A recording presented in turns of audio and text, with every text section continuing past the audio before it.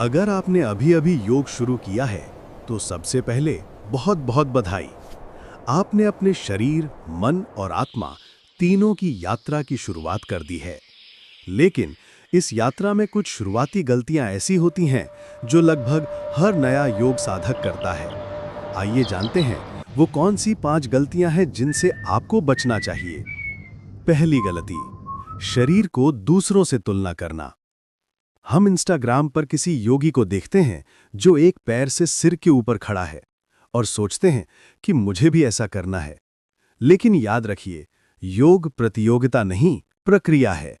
हर शरीर अलग है, हर सफर अलग है। तुलना करने से केवल अहंकार बढ़ता है, जागरूकता नहीं।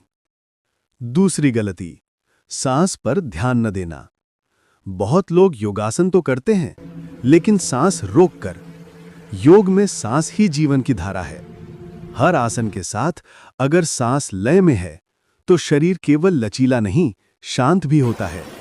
इसलिए हमेशा सांस को साथी बनाइए, दुश्मन नहीं।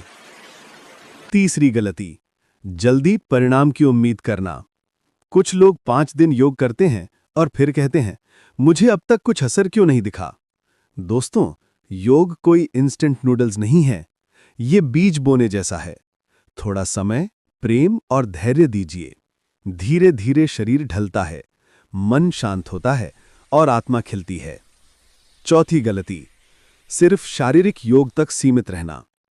बहुत से लोग योग को सिर्फ स्ट्रेचिंग समझ लेते हैं, पर असली योग शरीर से ज्यादा मन और चेतना का विषय है। योग का मतलब है एकता, जुड़ाव।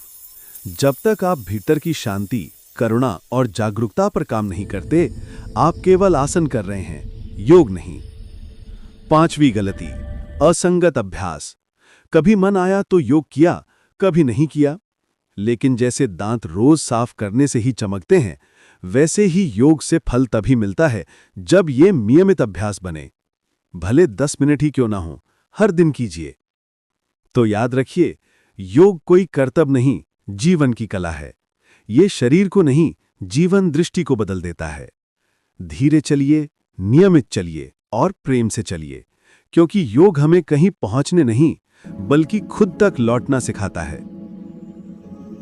उम्मीद है कि आपको हमारा वीडियो पसंद आया होगा। इसे लाइक, कमेंट, शेयर और सब्सक्राइब करना न भूलें। हमारे ताजगी भरे योग और ध्यान सत्रों से जुड़ने के लिए दिए गए नंबर पर व्हाट्सएप या कॉल करें। खुश रहें, स्वस्थ रहें। धन्यवाद।